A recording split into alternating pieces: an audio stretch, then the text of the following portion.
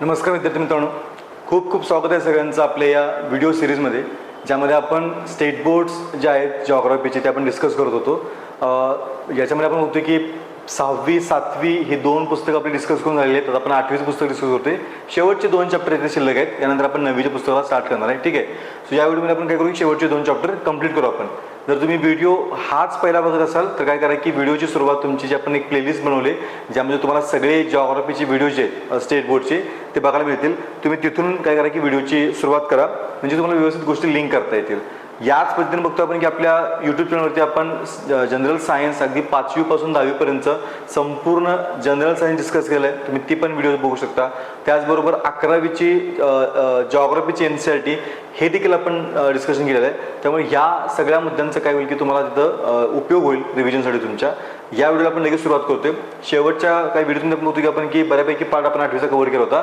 लास्टचे 2 chapter शिल्लक आहेत. At least आपल्याला माहिती आहे, तुम्ही जर मागची व्हिडिओ बघितला असाल तर यातल्या बऱ्याच मुद्द्यांची चर्चा जी आहे ती मागच्या व्हिडिओमध्ये झालेली आहे तुमच्या. ठीक आहे ना. सो इथं फक्त आपण त्यांचं काय करू की थोडक्यात रिव्हिजन आणि काही एक्स्ट्रा जे फॅक्च्युअल पॉईंट्स असतील ते आपण याच्यामध्ये काय करतो की फक्त डिस्कस करतोय.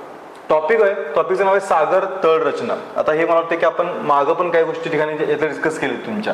थोडंसं ही जी इमेज आहे ती इमेज समजून घेऊ आपण, याच्यामध्ये जे मुद्दे आहेत ते समजून घेऊ आपण, नंतर आपण काय करू की पुढचा पार्ट डिस्कस करू आपण. ठीक आहे ना. खाली पण त्यांचं बऱ्यापैकी एक्सप्लेनेशन दिलेलं आहे, पण सगळ्याची काय गरज नाही. आपल्याला जे महत्त्वाचे मुद्दे तेवढं फक्त बघू आपण. बघा, पहिला पॉईंट तिथं शोधायचा तो म्हणजे की खंड. खंड म्हणजे काय, तर जमिनीचा जो भाग आहे त्याला आपण काय म्हणतो की खंड म्हणतोय. सो जिथं बघतो की जमीन संपते तुमची, आता तिथून तुमचा समुद्र चालू आहे तुमचा. आणि इथं बघतो की जमीन आणि समुद्र यांच्यामध्ये जो भाग आहे त्याला काय म्हणतो आपण की किनारा म्हणतो आपण. आणि किनाऱ्याचे पण वेगवेगळे प्रकार असतात, ते मी आपण काय की पुढच्या काही पार्ट्समध्ये बघू आपण तुमचे. आणि मग आपण बघतोय की इथं तुम्ही जे ब्लू लाईन जी वरती बघताय ती ब्लू लाईन काय की समुद्राची पाण्याची पातळी लक्षात ठेवा. ठीक आहे. आणि मग तुम्ही यामध्ये थोडंसं मी क्लीन करतो, म्हणजे कळेल तुम्हाला. एकच मिनिट. इथं तुम्ही बघू शकताय की त्या ब्लू लाईनच्या आतमध्ये थोडासा एक सपाट भाग दिसतोय. समजते तुम्ही ती इमेज जर थोडीशी व्यवस्थित बघाल, आणि जर तुमच्याकडे बुक्स असतील तर अतिशय उत्तम तुम्ही ती इमेज डायरेक्ट बघू शकताय. तुम्ही बघाल की समुद्राचं पाणी थोडंसं वरती आहे, किनाऱ्यापर्यंत ते पाणी तुम्हाला जाताना दिसेल. आणि त्याच्या आतमध्ये आपण बघतोय की तुम्हाला दिसेल की एक सपाट भूभाग आहे. ठीक आहे. तो सपाट भूभाग जो आहे तो काय की तो भूखंड मंच. काय, हा भूखंड मंच लक्षात ठेवा. याचं नाव फक्त आपल्याला माहिती असावं, लोकेशन कुठं आहे ते देखील आपल्याला माहिती असावं. कारण का एक्झामला बऱ्याच बघतो आपण की भूखंड मंच नेमका कुठं आहे हे देखील विचारलं जातं तुमचं. तो भूखंड मंच तुमचा काय असेल की किनाऱ्यानंतर पहिलाच पार्ट, म्हणजे समुद्रामध्ये बघतो आपण जे जिथं समुद्र चालू होतो, जिथं अजून समुद्र खोल व्हायचा आहे त्याच्या अलीकडचा एक सपाट जो भाग आहे त्याला काय म्हणतो आपण की भूखंड मंच. आणि तुम्ही इथं बघाल की भूखंड मंच संपल्यानंतर एक एकदम स्टेप स्लोप आहे, एकदम ज्याला आपण की खडा एकदम काय की उतार आहे. त्या खड्या उताराला काय म्हणतो आपण की खंडांत उतार. जिथून आपण बोलतो की समुद्र जो आहे तो लगेच काय की प्रचंड खोल व्हायला सुरुवात होतो. बघा नीट समजून घ्या, भूखंड मंचापर्यंत समुद्र जो आहे तो काय फारसा खोल नाहीये. आता तुलना जर केली आपण तर तुलना तो करतो तो खोल आहे तुमचा, पण टोटल समुद्राच्या खोलीची तुलना केली आपण तर तसं तो जास्त खोल नाहीये. पण त्यानंतर बघतो आपण की अचानकच काय झालं की हा जो भाग आहे तुमचा भूखंड मंचाचा तो संपून काय झालं की खंडांत उतार, त्याला म्हणतो आपण की हा जो स्टेप स्लोप दिसतोय आपल्याला, एकदम कडा उतार दिसतोय, त्याला म्हणतो आपण खंडांत उतार. आणि खाली बघतोय आपण की जो तुम्हाला एक शब्द दिसेल तो म्हणजे की सागरी मैदान. ठीक आहे. आता या सागरी मैदानांची आपण बघतो की खोली जी आहे साधारण बघतो आपण की 2000 मीटर ते 4000 मीटर पर्यंत काय तुम्हाला त्यांची खोली बघायला मिळेल. सागरी मैदान म्हणजे काही वेगळं नाही तुमचं, जशी आपल्या जमिनीवरची मैदान असतात त्याच प्रकारचे काय की हे सागरी मैदान आहेत. फारसं वेगळं त्याच्यामध्ये काही नाही लक्षात ठेवा. ठीक आहे ना. इथं तुम्ही बघाल की याला नाव दिले सागरी बेट. सागरी बेट कसं निर्माण झाले, तर समुद्रामध्ये जसं समजून घ्या की आपल्या जमिनीवरती आपण काय बघतोय की मैदान बघतोय तशीच जे मैदान आहे, फक्त फरक एवढाच आहे की या मैदानाच्या वरती काय की जवळपास 4000 मीटर किंवा 2000 मीटर पर्यंत पाणी आहे. दुसरं इथं बघतो आपण की बेट. आता हे बेट का तयार झाले, जसं आपण बघतो की पृथ्वीवरती तुमची मोठी मोठी काही की शिखर आहेत, डोंगर आहेत तुमचे, तसेच इथं बघतो की तुमच्या काही की समुद्रामध्ये पण काही की डोंगर आहेत.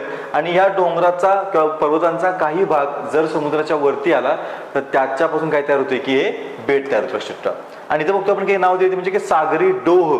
डोह म्हणजे काय, थोडं तुम्ही बघाल की हा जो भाग आहे तो अजून जास्त म्हणजे सागरी मैदानांच्या पेक्षा पण काही थोडासा खोल आहे. सो डोह म्हणजे काय थोडक्यात खड्डा म्हणून आपण त्याला, गर्ता पण त्याला आपण म्हणू शकतो तुमचं. ठीक आहे ना. सॉरी गर्ता नाही, त्याला डोस म्हणून आपण तुमचा थोडासा काही खोलगट भाग तुमचा गर्ता येत आहेत बघा. की जो भाग आहे जो अतिशय ज्याला म्हणू आपण की एकदम दरीसारखा आतमध्ये, जसं तुमच्या पृथ्वीवरती पण बघतो आपण की तुमच्या काय की दऱ्या बघायला मिळतील, तशी समुद्राच्या आतमध्ये असणारी जी दरी आहे त्याला काय म्हणतो आपण की त्या सागरी गर्ता म्हणतो आपण. आणि हा तुमचा काय टोटल जे आहे ते सागरी तळरचनेचं काय की स्ट्रक्चर आहे. फार अवघड नाहीये, फार म्हणून की फार कॉम्प्लेक्स गोष्ट आपण त्यामध्ये घेतलेली नाही तिथे, तुमच्या फार इझी गोष्ट आहेत. ऍटलीस्ट आपण त्याला लक्षात ठेवतो तुमचं. मग काही पॉईंट्स आहेत त्यांच्या पण थोडक्यात काय करू की एकदा रिव्हिजन करू आपण. पहिला पॉईंट येतो म्हणजे की भूखंड मंच, जो बघतो आपण की इथं तुम्हाला दाखवलं आहे, ठीक आहे ना. काय असतो भूखंड म्हणजे, त्याचे फायदे काय आपण बघू. तुमचा किनाऱ्यालगत असलेला व समुद्रात बुडलेल्या जमिनीचा भाग म्हणजे काय की भूखंड म्हणजे, आता त्याच्याविषयी काय की बोलू तुमचं की किनाऱ्यालगतच आहे आणि समुद्रात बुडलेला हा काय की जमिनीचा भाग आहे, त्यालाच काय म्हणतो आपण की भूखंड मंच. हा सागर तळाचा सर्वात काय की उथळ भाग आहे. उथळ म्हणजे कळतं ना, कमी खोलीचा, जिथली सागराची खोली जी आहे ती कशी आहे की तुलनेनं फार कमी आहे, लक्षात ठेवा. यालाच समुद्रबूड जमीन असे म्हणतात. हे सेकंड नाव जे आहे ते देखील काय की लक्षात ठेवा. काय म्हणतो आपण त्याला, समुद्रबूड जमीन. बघा भूखंड मंच जो आहे त्या भूखंड मंचाचं दुसरं नाव काय, समुद्रबूड जमीन. आणि इथं बघलं बघा त्याचा उतार कसा असतो की मंद असतो. तुम्ही बघाल की याचा जो स्लोप आहे तो काय फारसा काय की तुमचा स्टीप स्लोप नाही, तुमचा उतार कसा की तुमचा फार मंद उतार तुमचा, ठीक आहे ना. आणि इथं म्हणतो भूखंड मंचाचा विस्तार सर्वत्र सारखा नसतो. काही खंडांच्या किनाऱ्याजवळ तो अरुंद, तर काही ठिकाणी तो कसा तुमचा असतो की शेकडो किलोमीटर पर्यंत पसरलेला असतो. साधारण बघतो आपण की याची खोली जी आहे ती समुद्र सपाटीपासून सुमारे 200 मीटर पर्यंत असते. म्हणजे समजा ही तुमच्या समुद्राची काही की पातळी आहे वरची, त्याला आपण काय म्हणतो समुद्र सपाटी म्हणतो आपण. तर त्या समुद्र सपाटीच्या पातळीपासून बघतो आपण की जो तुमचा भूखंड मंच आहे त्याची जी खोली आहे ती जवळपास बघतो आपण की 200 मीटर पर्यंत असते. सो तसं बघतो आपण की तुलनेनं ते जरा जास्तच आहे, पण ठीक आहे की समुद्राच्या एकूण खोलीचा विचार केला तर काय की तुमची खोली तुमची कमी आहे तुमची. पुढे बघा, मानवाच्या दृष्टीने भूखंड मंच फार महत्वाचा आहे. का ते पुढे आपल्याला कारण दिलं, जगातील मासेमारीची विस्तृत क्षेत्र भूखंड मंचावर आढळतं. सो जगभर बघतो आपण की जे समुद्रामध्ये मासेमारी होते त्या मासेमारीसाठी बघतो आपण की ग्राउंड उपलब्ध करून द्यायचं काम तुमचं कोण करतोय की भूखंड मंच करतोय, ठीक आहे ना. भूखंड मंच हा भाग उथळ असल्याने सूर्यकिरण तळापर्यंत होतात. हे पण कारण आपल्याला की भूखंड मंचावरतीच इतक्या मोठ्या प्रमाणात मासेमारी का होते त्याचं कारण दिले की हा जो भाग आहे तो तुलनेनं काय की जास्त खोल नाहीये, जास्त खोल नसल्यामुळे उथळ भाग आहे. मगाशी बोलू तुमच्या उथळ भाग असल्यामुळे आपण बघतो की समुद्राची किरणं जी आहेत ती आरामात काय की भूखंड मंचापर्यंत पोहोचू शकतात. त्यामुळे इथं शेवाळ, प्लवंक यांची काय होती की फार चांगल्या प्रकारे निर्मिती होते, लक्षात ठेवा, ठीक आहे ना. आणि हे मास्यांचे काय की खाद्य आहेत तुमचे, कोण कोण, शेवाळ आणि प्लवंक तुमचं. खनिज तेल, नैसर्गिक वायू व विविध खनिजे भूखंड मंचावरून काही की खनन करून मिळत येतात. मग की समुद्रामध्ये तुम्हाला काय की हे काही नैसर्गिक जर आपण साधन सामग्री ती पण मिळते, काय काय खनिज तेल, त्यानंतर नैसर्गिक वायू, ठीक आहे. या सगळ्यांचं जे काही खनन आहे ते देखील आपण कुठे करतो, आपण भूखंड मंचावरतीच करतो, लक्षात ठेवा, ठीक आहे ना. इथे बघा मुंबई हा एक्झाम्पल दिले, अरबी समुद्र बघतो की खनिज तेल काय की आणि नैसर्गिक वायू मिळण्याचं ठिकाण आहे जे की तुमच्या काय की भूखंड मंचावरती वसले. सो भूखंड मंच जो आहे तो समुद्रातला मानवाच्या दृष्टीने बघतो आपण की सगळ्यात काही की महत्त्वाचं बघायचं कारण काय, एकतर मासेमारी पहिलं कारण, दुसरं कारण बघतो की जे महत्त्वाची खनिज संपत्ती आहे म्हणजे खनिज तेल असेल किंवा तुमचं काय की नैसर्गिक वायू असेल याचं देखील उत्खनन तुमचे कुठं होते की या भूखंड मंचावरती, लक्षात ठेवा. सो हे दोन पॉईंट आपल्याला माहिती असणं गरजेचं आहे. लगेच पुढे मग करू आपण.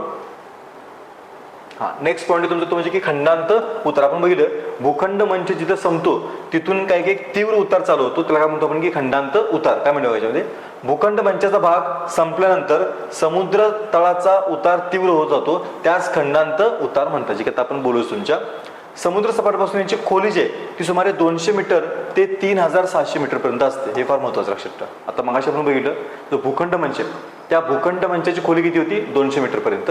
आणि जो खंडांत उतार आहे त्या खंडांत उताराची खोली किती आहे तरी बघतो आपण जवळपास काय की 200 मीटर ते 3600 मीटरच्या आसपास तुम्हाला बघायला मिळते. काही ठिकाणी ही खोली त्यापेक्षाही अधिक आढळते, म्हणजे जे आपण वरती नंबर घेतलेत ना या नंबरपेक्षा पण जास्त खोली तुम्हाला काय की तुम्हाला हे बघायला मिळते. खंडांत उताराचा विस्तार कमी असतो. सर्वसाधारणतः खंडांत उताराची अधसीमा ही भूखंडाची काय की सीमा म्हणतात तुमच्या. आता लक्षात काय म्हणते, खंडांत उताराची अधसीमा ही भूखंडाची सीमा मानली जाते. साधारणतः बघतो की जो जमिनीचा भाग आहे भूखंड जो आहे तो भूखंड संपतोय कुठं, जिथं बघतो आपण तुमचा खंडांत उतार तुमचा चालू होतोय त्याला काय म्हणतो, तुमच्या भूखंडाची सीमा म्हणतो. म्हणजे इथून पुढे तुमचा काय की आता सागराचा भाग तयार सुरू झाला असं आपण काय की ऑफिशियली म्हणू शकतो तुमच्या. पुढचं आहे सागरी मैदान. यात काय म्हणलं बघा, खंडांत उतरायला लागून विस्तीर्ण जे मैदान असतं त्या काय म्हणतो आपण की सागरी मैदान म्हणतो आपण. सागराचा जवळजवळ सपाट भाग म्हणजे काय की सागरी मैदान तुमचं. तर हे आपण बोलू, तुमचं काही विशेषतेमध्ये नाहीये. त्यानंतर सागरी काय की पर्वतरांगा पठार तुमची, त्यात आपण डिस्कस केलं तुमचं. आणि सागरी डोह आणि सागरी गर्ता यांची पण आपण काही माहिती घेतलेली आहे तुमच्या. परत काही विशिष्ट नाव बघण्याची आवश्यकता नाही. हे तुमच्या काय की सागर तळावरती सापडणारे काय की प्रमुख तुमची भूगर्भ आहे तुमची, लक्षात ठेवा. ठीक आहे ना, फार अवघडीच्या मध्ये असं काही नाहीये. नेक्स्ट पुढचा टॉपिक आपला शेवटचा, तो म्हणजे की सागरी प्रवाह. शेवटचा आय गेस असेल किंवा तुमचा टॉपिक असेल, मे बी चेक करू आपण, ठीक आहे ना. सागरी प्रवाह, खरं तर हा टॉपिक देखील आपण काय केलं की मागच्या काही लेक्चरमध्ये पण डिस्कस केला होता, फक्त काय की त्याची रिव्हिजन तुमची होऊन जाईल. पहिला बघा, क्षितिज समांतर किंवा पृष्ठीय सागरी प्रवाह. त्यामुळे आपण क्षितिज समांतर किंवा पृष्ठीय, क्षितिज समांतर करतो ना, जे आडव्या दिशेने वाहतील तुमचे. उभे म्हणजे काय की तुमचे हे वर्टिकल तुमचे होतील, हे तुमचे काय की हॉरिझॉन्टल तुमचे असतील. बघा, पृष्ठभागावरील प्रवाहातून महासागरातील 10% पाणी वाहते. हे थोडंसं नंबर लक्षात ठेवा. कळते काय नंबर आहे की साधारणतः जे पृष्ठभागावरचे प्रवाह आहेत त्या पृष्ठभागावरील प्रवाहातनं साधारणतः पाणी किती वाहते, 10% पाणी वाहते. सागर पृष्ठापासून 500 मीटर पर्यंतचे प्रवाह पृष्ठभागावरील किंवा पृष्ठीय प्रवाह समोर जातात, लक्षात ठेवा. समजते. सागर पृष्ठापासून म्हणजे समुद्राची जी पातळी आहे त्या समुद्राच्या पातळीपासून साधारणतः 500 मीटर खोलीपर्यंतचे जे प्रवाह आहेत त्यांना काय म्हणतो आपण की पृष्ठभागावरचे किंवा पृष्ठीय प्रवाह म्हणतो. हा पण नंबर काय की महत्वाचा आहे. या प्रवाहातून होणारा पाण्याचा विसर्ग ड्रॉप या एककामध्ये मोजला जातो. एक स्वेड्रॉप म्हणजे 10⁶ घनमीटर प्रति सेकंद. हे देखील काय की तितकंच महत्वाचं, लक्षात ठेवा. हे देखील काय की तितकंच महत्वाचं आहे. काय याच्यामध्ये की सागर प्रवाह जे आहेत त्या सागर प्रवाहांच्या मधला असणारा तुमचा पाण्याचा प्रवाह जो आहे ते मोजण्याचं एकक आहे तुमच्या तर स्वेड्रॉप आहे. आणि साधारणतः एक स्वेड्रॉप म्हणजे काय म्हणतो आपण की 10⁶ घनमीटर प्रति सेकंद. पुढे म्हणजे बघा, सागर जलाची क्षितिज समांतर हालचाल ही उष्ण व शीत प्रवाहांच्या स्वरूपात होत असते. जे पण मागं बोलतो तुमच्या, काय म्हणतो आपण, जी क्षितिज समांतर हालचाल जी होते सागर जलाची ती कशी होते, ती उष्ण किंवा शीत प्रवाह हा कुठनं आलाय, तो तुमच्या इक्वेटर पासून आलाय का तो पोल पासून आलाय, याच्यावरती ठरतं की तो प्रवाह तुमचा शीत असणार आहे की उष्ण असणार आहे, लक्षात ठेवा. ठीक आहे ना. विषुववृत्ताकडून ध्रुवाकडे व ध्रुवाकडून विषुववृत्ताकडे हे प्रवाह वाहतात तुमचे. हे प्रवाह मोठ्या प्रमाणावरती ग्रहीय वाऱ्यांमुळे काही की दूर अंतरापर्यंत ढकलले जातात. मागच्या काही चॅप्टरमध्ये आपण ग्रहीय वारे काय असतात हे डिस्कशन केलं होतं. पृथ्वीवरती तयार होणारे काही की दाबपट्टे जे की तुमच्या तापमानातील बदलामुळे तयार होतात आणि त्याच्यामुळे बघतो आपण की पृथ्वीवरती काय की तुमच्या ग्रहीय वारे वाहतात. ठीक आहे ना. आणि या ग्रहीय वाऱ्यांच्यामुळे हे जे क्षितिज समांतर तुमचे वाहणारे काही की पृष्ठीय प्रवाह आहेत ते फार दूरपर्यंत काय बघतो आपण की घेऊन जातात तुमचे, लक्षात ठेवा. सो हे तुमचं आपलं माहिती असणं गरजेचं आहे. त्यामुळं महासागराचे पाणी विषुववृत्ताकडून दोन्ही ध्रुवाकडे व तेथून पुन्हा विषुववृत्त तुमचे प्रवाहित होतात. सो हे जे प्रवाह आहेत ना, या प्रवाहांच्यामुळे काय होते की जे महासागराचं पाणी आहे ते विषुववृत्तापासून दोन्ही ध्रुव आणि पुन्हा तुमचे विषुववृत्त असं काय की वारंवार तुमचं सर्क्युलेट होतात. पुढे बघा, पृथ्वीचे परिवलन. पृथ्वीच्या परिवलनामुळे उत्तर गोलार्धामध्ये सागरी प्रवाह घड्याळाच्या काट्याच्या दिशेने फिरतात. फार महत्वाची फॅक्ट आहे. हे आपण मागं पण बघतोय की वाऱ्यांच्या बाबतीत देखील ही गोष्ट आपण डिस्कस केली होती. आता पुन्हा येते बघा, पृथ्वीच्या परिवलनामुळे म्हणजे पृथ्वी स्वतःभोवतीची फिरते, तिच्या स्वतःभोवतीच्या फिरण्यामुळे काय बघतो आपण की उत्तर गोलार्धात म्हणजे नॉर्थ पोल मध्ये जे प्रवाह आहेत ते घड्याळाच्या काट्याच्या दिशेने फिरतात. म्हणजे समजा की एखादा प्रवाह तुमच्या उत्तर, समजा की पृथ्वी हा उत्तर गोलार्ध आहे, समजा एखादा प्रवाह तुमचा काय की असं चालला असेल, ठीक आहे ना, तर तो कसा फिरतोय तर तो घड्याळाच्या काट्याच्या दिशेने म्हणजे काय की घड्याळाचा काटा कसा फिरतोय असा फिरतोय. तो या दिशेने तो प्रवाह फिरतो तुमचा, समजते. तेच दक्षिण गोलार्धामध्ये ते घड्याळाच्या काट्याच्या विरुद्ध म्हणजे समजा की एक प्रवाह तुमचा असा येत असेल याच्यामध्ये तुमचा, तर तो काय की उलट्या दिशेने घेण्याचं काम तुमच्या, समजते. सो हे तुमचे काय की पृथ्वीच्या परिवलनामुळे जे तुमचे पृष्ठीय प्रवाह आहेत त्या पृष्ठीय प्रवाहांच्या दिशेमध्ये काय की होणारे आपण बदल बघितले. हे सेम आपण वाऱ्यांच्या बाबतीत देखील बघितलं होतं. तुम्ही जर तो व्हिडिओ पाहिला असेल, मागची व्हिडिओ बघा, त्यामध्ये आपण डिस्कशन केलेलं आहे तुमचं. तेच पण इथे बघतो आपण तुमच्या काय की जे प्रवाह आहेत त्या प्रवाहांच्या बाबतीत देखील काय की लागू होते. आणि मग पुन्हा बघतो की भूखंड रचना, किनारपट्टीच्या रचनेनुसार सागरी प्रवाहाच्या काही दिशा बदलतो तुमच्या. सागरी प्रवाहाचा साधारणतः वेग ताशी 2 ते 10 किलोमीटर इतका असतो. आता हे पण महत्वाचं, हे देखील फॅक्ट होते की साधारणतः ते सागरी प्रवाह आहेत त्या सागरी प्रवाहांचा काही की ताशी वेग किती असतो, किती येतो 2 ते 10 किलोमीटर काही की त्याचा काही की वेग असतो तुमचा. ठीक आहे ना. पुढे मग आपण लगेच यस, हा पण एक इमेज आहे ते आपण वारंवार डिस्कस करू शकतो. ह्याच्यावरती पण क्वेश्चन तुमचे तुम्हाला बघायला मिळतील. काय की याच्यामध्ये दाखवले बघा की पृथ्वीवरती असणारे सगळे जे प्रवाह आहेत ते प्रवाह तुम्हाला दाखवले. ही इमेज आपण वारंवार डिस्कशन केलेली आहे. तुम्ही बघाल खाली तुम्ही बघाल रेड जो बाण आहे तो उष्ण प्रवाह दाखवते आणि जो ब्लू जो बाण आहे तो काय करतो की शीत प्रवाह दाखवते. पुस्तक नसेल तर पुस्तकामध्ये ही काही की इमेज जरूर बघून घ्या. ठीक आहे ना. मेजर जे कॉन्टिनेंट्स आहेत, एक्झाम्पल इथं आफ्रिका आहे, इथं ऑस्ट्रेलिया आहे, इथं आपला एशिया आहे, युरोप आहे, दक्षिण अमेरिका असेल, उत्तर अमेरिका असेल, ठीक आहे ना. याच्या आसपासचे असणारे महत्वाचे काय बघा की तुमचे जे शीत प्रवाह आहेत, उष्ण प्रवाह आहेत, त्यांची नावं बघून ठेवा, त्यांची दिशा देखील काय करा की बघून ठेवा. साधारणतः बघतो की हिंदी महासागर तुमचा असेल तर या भागात तुम्ही बघता की सोमालिया प्रवाह तुम्हाला बघा मिळतोय. ठीक आहे ना. किंवा इथं बघतो आपण तुमचे की इथं बघा बेगुला प्रवाह तुमचा, त्यानंतर फॉकलँड प्रवाह, याच्यावर तुमचा क्वेश्चन पडला होता. हम्बोल्ट पेरू प्रवाह याच्यावरती क्वेश्चन तुमचा पडला होता. आपण बघतो की हम्बोल्ट प्रवाह कोणत्या प्रकारचा आहे, शीत आहे की उष्ण आहे. इतके सिंपल क्वेश्चन आगून विचारले. तर बघतो की हे जे आहे ती इमेज फक्त बघून सोडून देऊ नका. इमेज फार महत्वाची आहे.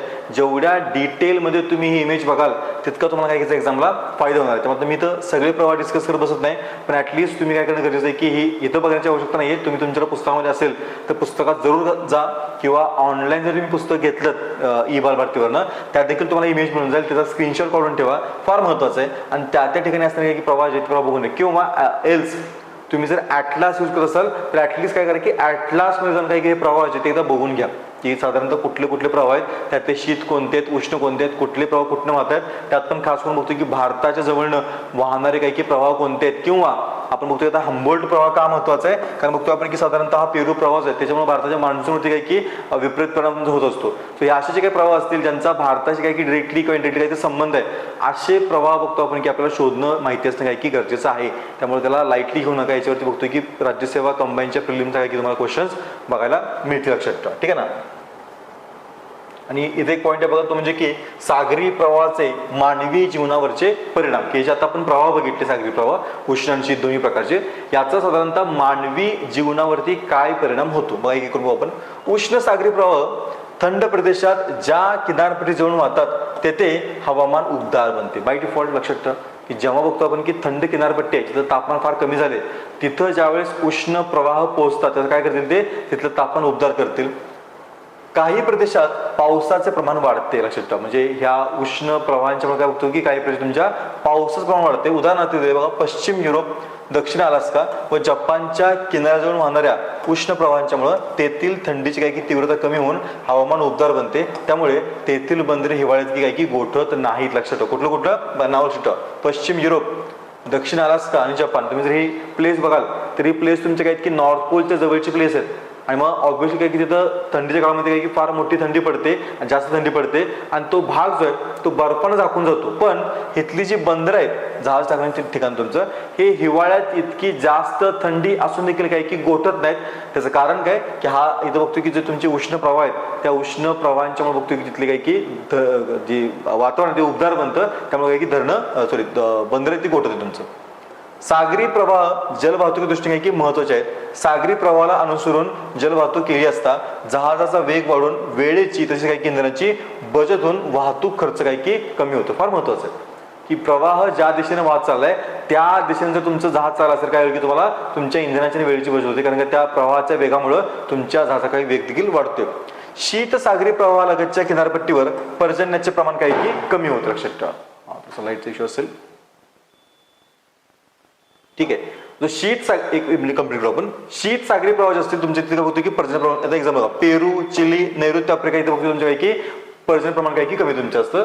आणि उष्ण आणि शीत प्रवाह जिथे एकत्र येतात तिथे बघतो तुमचं काही की तर तुम्हाला तिथं मासेमारी जी आहे ती फार जास्त बघायला मिळते तुमचं. लाईटचा इश्यू तुमचं थोडंसं आपण काही या व्हिडिओमध्ये येतच थांबू. आपण उरलेलं पार्ट आपण काय करू की नेक्स्ट व्हिडिओमध्ये कम्प्लीट करू. थँक्यू व्हेरी मच मित्रांनो.